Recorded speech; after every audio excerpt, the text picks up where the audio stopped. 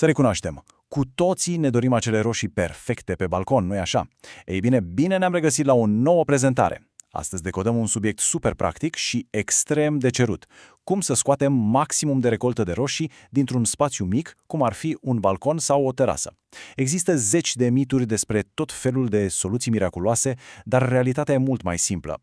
Așa că haideți să vedem cum putem transforma acel spațiu restrâns într-o adevărată oază productivă, folosind metode clare, dovedite și, cel mai important, ușor de pus în practică. Frunze verzi, superbe, dar unde sunt roșiile? Da, e o frustrare uriașă, investim timp, pasiune, planta arată absolut incredibil, un frunziș luxurian, dar fructe, zero. E foarte ușor să ne descurajăm, să ne dăm vina pe o lipsă de talent în grădinării, dar stați liniștiți, chiar nu e vorba de asta. Ok, haideți să intrăm direct în subiect și să vedem ce se întâmplă de fapt. Totul pornește de la mediul ăsta specific și destul de sever în care se dezvoltă planta. Iată parcursul nostru pentru azi. Vom trece rapid prin 1. De ce lipsesc roșiile, 2. Importanța ghiveciului și a substratului, 3. Lumina și udarea, 4. Hrana și susținerea, iar la final, punctul 5. Semnele dezechilibrelor. Simplu și la obiect. Să începem cu prima parte, de ce lipsesc roșiile mai exact. Ce mi se pare cu adevărat interesant aici e contrastul ăsta izbitor. Gândiți-vă un pic, într-o grădină, rădăcinile își fap de cap, se extind și caută singure apă și nutrienți. Dar într-un ghiveci, aici sistemul este complet izolat, planta depinde 100% de noi. Literalmente, viața ei e în mâinile noastre. Și fix izolarea asta o face super vulnerabilă la o uscare rapidă a pământului sau la compactarea lui severă. Când volumul e mic, orice schimbare climatică se simte de 10 ori mai intens, mai ales pe caniculă. Partea a doua, ghiveciul, soiul și, foarte important, substratul. Regula numărul 1, uite cum stă treaba. Un ghiveci mic efectiv sufocă planta, iar găurile de drenaj, ei bine, ele sunt absolut obligatorii, nu doar o opțiune de design. Apa trebuie să aibă pe unde să iasă. Apoi, pentru spații limitate, soiurile cherry sau cele cu creștere determinată sunt cele mai bune prietene ale voastre. Și un detaliu prețios pe care mulți îl ratează, mare atenție la ghivecele negre sau metalice. Lăsate în soare, ele acționează ca un cuptor care prăjește efectiv rădăcinile, trebuie protejate sau umbrite cumva. Odată ce avem vasul ideal, trecem la regula a doua, substratul perfect. Asta ilustrează genial de ce pământul greu, simplu de grădină, este un mare nu aici. Într-un vas închis, el se transformă într-un bloc dens de ciment. Rădăcinile au nevoie de aer, așa că folosiți un amestec pufos și special creat pentru ghivece. Încă un truc grozav, dacă răsadurile voastre sunt un pic cam prea lungi și firave, plantați-le o idee mai adânc. Tulpina pe care o îngropați va scoate rădăcinii noi și veți avea o bază super solidă. Dar țineți minte, nu presați pământul prea tare, lăsați-l să respire. Mergem la secțiunea a treia, lumina și udarea uniformă, rutina care contează. Regula a treia ne aduce la o provocare interesantă de echilibru. Pe de o parte, roșiile iubesc lumina la nebunie. Soarele este motorul lor pentru a crea fructe. Pe de altă parte, cum spuneam mai devreme, rădăcinile acelea sechestrate urăsc să fie fierte. Soluția este să evitați aglomerarea. Lăsând puțin spațiu între ghivece pe balcon, aerul circulă corect, rădăcinile rămân mai răcoroase, dar frunzele primesc totuși baia de soare de care au disperată nevoie. Și acum, inamicul public numărul 1, faimosul putregai apical. Știți pata aceea neagră, destul de urâtă din partea de jos a roșiei? Primul impuls al oricului este să arunce rapid cu calciu în pământ. Dar opriți-vă un pic, ăsta e un mit pe jumătate. E adevărat că e o lipsă de calciu la nivelul fructului, dar de cele mai multe ori calciul este deja acolo, în sol.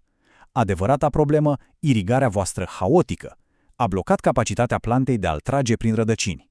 Deci punctul crucial, și asta e regula a patra, este udarea uniformă. Trecerea de la un pământ uscat iască la o mlaștină udă șochează masiv planta. Cel mai bun senzor de umiditate din lume e propriul nostru deget. Dacă băgați degetul în pământ și e uscat, atunci udați bine, spălați tot volumul ghiveciului până când apa este pe dedesubt. Apoi, lăsați excesul să se scurgă. Fără băltire, fără stres. Ajungem la secțiunea a patra, hrana moderată și susținerea blândă. Regula numărul 5 e despre nutriție. Știu că e foarte tentat să aruncăm cu îngrășământ în stânga și în dreapta sperând că o să creștem roșii gigantice. Dar, mare atenție! Excesul de azot este rețeta sigură pentru dezastru. Veți obține o tufă verde absolut magnifică, cu niște frunze uriașe, dar zero flori. Fructele apar când folosim o hrănire moderată și echilibrată, de preferat cu ceva creat special pentru perioada de fructificare. La fel de importantă e și blândețea. Folosiți legături moi când legați planta de arac ca să nu răniți tulpina.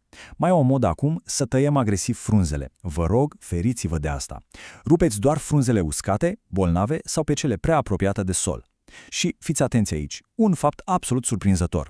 Dacă într-o zi senină și uscată scuturați foarte, foarte ușor planta sau florile, practic dublați șansele de polenizare. E un gest mărunt cu un impact masiv. Secțiunea a 5-a, semne ale dezechilibrelor. Cum descifrăm limbajul plantelor? Să vedem cum se leagă informațiile de până acum sub forma unei mici hărți de diagnostic. Prea multe frunze și deloc flori, v-am zis, probabil prea mult azot. Florile pică pur și simplu? Ăsta e semn clar de șoc, ori ați uitat să le udați, ori e prea cald. Fructe crăpate pe suprafață ne zic imediat că udarea a fost haotică, iar dacă vedeți frunze care devin de un galben bolnăvicios, verificați repede drenajul, e posibil să băltească apa la rădăcini. Plantele ne spun clar ce le lipsește. Ceea ce ne aduce la acest avertisment absolut necesar. Vă rog, nu aplicați tratamente chimice puternice fără să știți exact ce are planta. E atât de trist să vezi recolte ratate pe balcoane pentru că ne panicăm și stropim din reflex cu soluții grele, când în realitate singura problemă a plantei era un drenaj înfundat. Claritatea e totul. Și uite așa am ajuns și la recapitulare, planul de succes. Să le adunăm pe toate la un loc. Baza o reprezintă cele 5 reguli.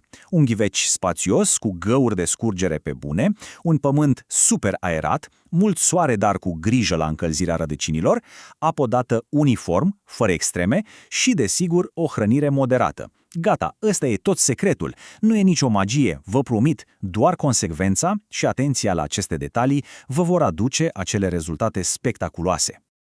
Așa că, la final, vă lansez o întrebare. Care vi se pare cea mai frustrantă provocare atunci când cultivați roșii în ghiveci și pe care dintre aceste 5 reguli sunteți gata să o aplicați chiar de azi? Ne-ar bucura imens să citim experiențele voastre în comentarii, așa că nu ezitați să ne scrieți. Dacă v-a fost de folos această analiză, abonați-vă pentru mai multe ghiduri structurate pe baze reale. Până data viitoare, succes cu mica voastră oază urbană!